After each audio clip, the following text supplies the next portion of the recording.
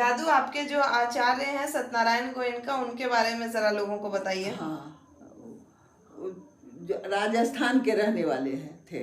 इनके पूर्वजों लोग राजस्थान में रहते थे। अच्छा। और राजस्थान से ही लोग जा कर के बर्मा में बिजनेस करने लगे। अब बर्मा में ही इन लोगों का रहने लगे।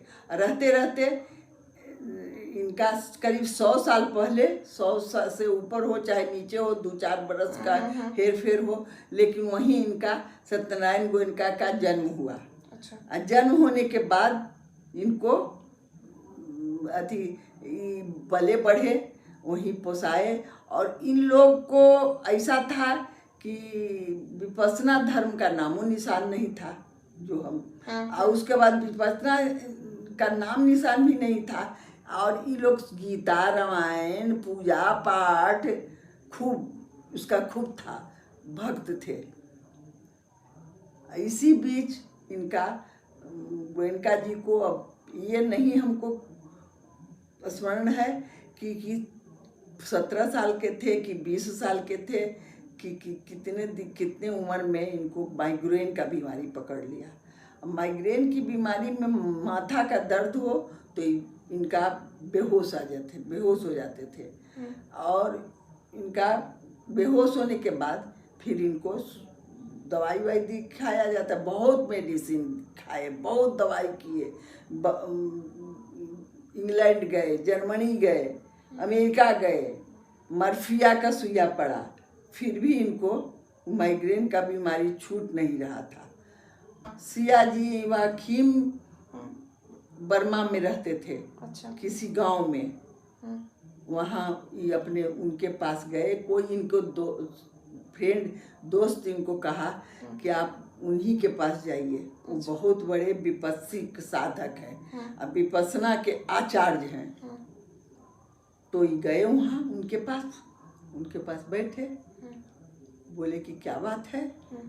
तो ये बोले कि हमको ऐसे ऐसे बीमारी है, ऐसे ऐसे हम आए हैं, सो हमको विपස්සना, आपको मालूम हुआ है कि आप विपस्या के आचार्य हैं, तो हमको विपස්සना सिखा दीजिए।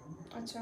उन्होंने बहुत डांटा, कहा कि आप जाइए, आपको हम नहीं सिखाएंगे। कौन, वकील ने? हाँ, वकील ने बहुत डांटा इनको कि आप जाइए, आपको नहीं सिखाएंगे। क्यों नहीं सिखाएंगे? उसका कारण क्या था? उसका कारण यही था कि ये है, ये जो विपස්සना जो है, धर्म जो है, सो बहुत बड़े धार्मिक चीज है। और तुम आए हो हमको डॉक्टर बनाने, हम इलाज करेंगे तुमको, जाओ जाओ जाओ, नहीं होगा। ये बेचारे उदास चले गए। और वहाँ पर ये था कि आपको गीता रामायण का पाठ करना, चाहे कुछ भी करना, चाहे कोई माला जपना, ये सब विपස්සना में नहीं होता है।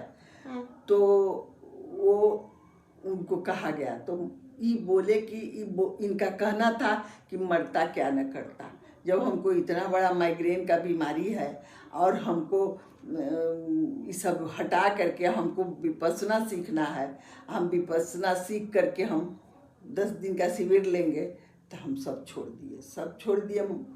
गीता रामायण माला ताला जो भी होता था सब छोड़ दिए, छोड़ के विपස්සना सीखे। वही वाकिम जी जो हैं, सियाजी वाकिम खिम जी, वही सब सिखा के 10 दिन में जो सीखे, उसी में इनका बीमारी भी खत्म हो गया, समाप्त हो गया। अच्छा। और उसी में इनको हुआ क्या कि इनका जैसा कहना है और जैसा इनका अनुभव है, ये अपने अनुभव और सम्यक दृष्टि से जैसा ये बोलते हैं, कहते हैं कि 10 ही दिन में हमको बहुत कुछ प्राप्ति हुआ। अब क्या प्राप्ति हुआ वो तो वही जाने, अब वही कह सकते हैं, इस बात को तो हम लोग नहीं कह सकते। तो भारत फिर कैसे लौटना हुआ? फिर जब वहाँ जब इनको बहुत ही लाभ मिली, बहुत अच्छा हुआ, तब अपने भारत लौटे, किस ईस्वी में लौटे इतना याद नहीं है। उसके बाद भारत लौटे, भारत में आए तो 13 आदमी से 14 आदमी से कि 13 आदमी से ऐसे ही कुछ विपස්සना ला किए और शुरू किए, क्योंकि 3000 वर्ष पहले भगवान बुद्ध का ज्ञान प्राप्त हुआ था। कहाँ? तो गया में और पेड़ के नीचे। लेकिन वो उनका जब महानिर्वाण हुआ यहाँ कुशी में उनको महानिर्वाण हुआ, तो महानिर्वाण में उसी समय एक और को सिखा करके और उसको समाप्त हो गया। उस समय से थोड़ा चलने लगा, चलते इस विद्या जो है सो विद्या दूसरे रूप में बदल गया, संप्रदाय में बदला, और संप्रदाय में बदल करके और दूसरे रूप में बदल करके इस विद्या को लुप्त हो गया, समाप्त हो गया। और समाप्त हुआ तो कुछ और, जैसे यहाँ गया में कोई एक दू है, जैसे गेरुआ धारण कर लिया, सब कुछ कर लिया, लेकिन कर्म अच्छा नहीं है। वो कर्म क्या करते हैं वो तो वही जाने। अब सत्यनारायण गोयनका पे आते हैं। सत्यनारायण गोयनका फिर कैसे शुरू किए? सत्यनारायण गोयनका तो सत्यनारायण तो उसी में, अब उसी संदर्भ में कह रहे हैं। इसी संदर्भ में सत्यनारायण गोयनका को जब इस विद्या को प्राप्ति हुई तो भारत आए। अब भारत आके 13 आदमी से शुरू किए, और वही शुरू करके अपने माता पिता को भी इस विपස්සना सीखे, सब कुछ हुआ।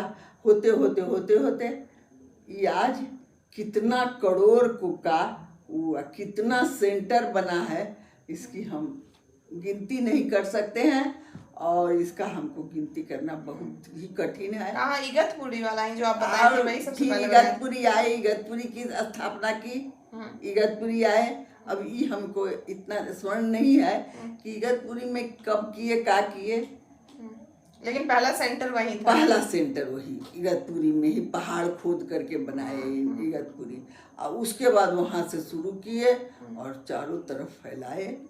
और आज बिहार में 6 सेंटर हैं, 6 सेंटर, 5 सेंटर की 6 सेंटर, और जगह बहुत जगह फैला है। और ऐसे तो विदेश का तो ही चीजें है, अब विदेश में तो है ये है, इसका यही है।